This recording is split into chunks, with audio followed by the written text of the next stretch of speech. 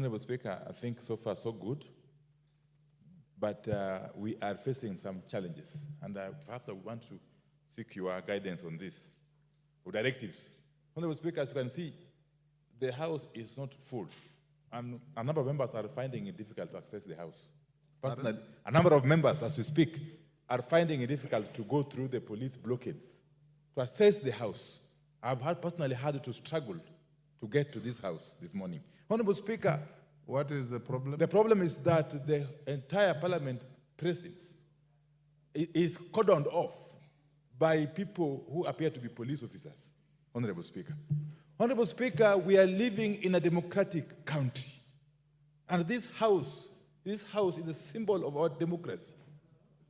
No person in this country has got the authority to establish a blockade around Parliament, to cordon off Parliament. There is no state of emergency which has been declared, as far as I'm aware, under the Constitution. Under the Constitution. I am aware that on Tuesday or Wednesday, or yesterday, Tuesday I think, there were some demonstrations around Parliament and in the CBD. Very, very peaceful demonstrations by very, very young children who were unarmed throughout the demonstrations. In fact, the police who provoked them and eventually arrested very many of them who were innocent, took them to police stations, they spent the night there, and they were released unconditionally on free bond, Honorable Speaker. So what is it that is occasioning this overzealous approach by the police? Can the speakers direct the Inspector General of Police to withdraw the police officers who have made this Parliament to be like a military installation, Honorable Speaker? It is an affront to our democracy for this Parliament to be turned into a military installation, Honorable Speaker. Why is it that we are making this business of finance bill become a so serious a matter that the whole country comes to a standstill, Honorable Speaker? It's an issue that we must be addressed before today's business can proceed.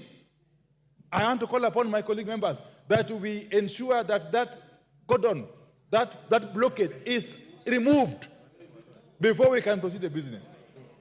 Thank you. We cannot be making steps forward and then regressing as a country, as a democracy. Thank you, Minority Leader. Yes, Osoro.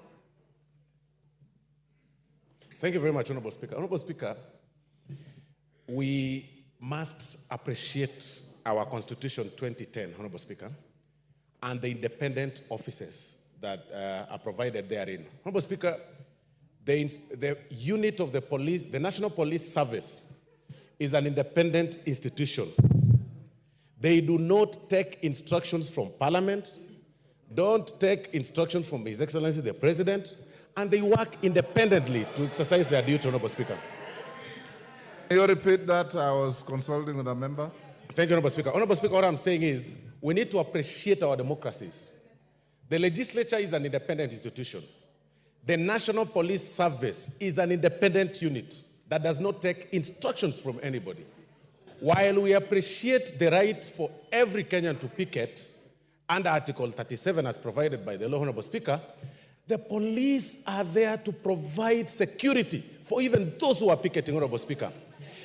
As we were moving around, Honorable Speaker, coming towards this House, Honorable Speaker, this morning, we have not seen, any barricaded roads across. What we see is our police officers basking in the sun and relaxing and waiting for those who want to picket to also provide them with security. They actually deserve security, Honorable Speaker. We have not seen anybody picketing. We've only seen police officers covering our areas and providing security for these honorable members and everybody around the streets of Nairobi, Honorable Speaker.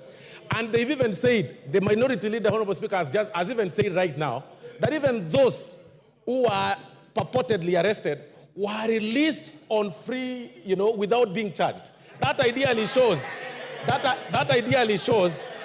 because that is an independent institution, that shows, Honorable Speaker, that the police are simply doing their job. And we really can't stop discharging our duties, Honorable Speaker, here to start bashing on the police who are actually doing their job.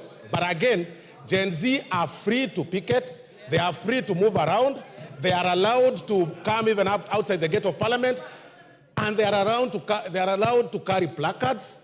Nobody is going to harass them, but allow also the police to provide the Gen Z with security, Honorable Speaker. Thank you, Honorable Speaker. All the honorable members, I hear you, Minority Leader. I hear you, Majority Whip. I came to Parliament very early, at 6, so probably the police had not taken their positions.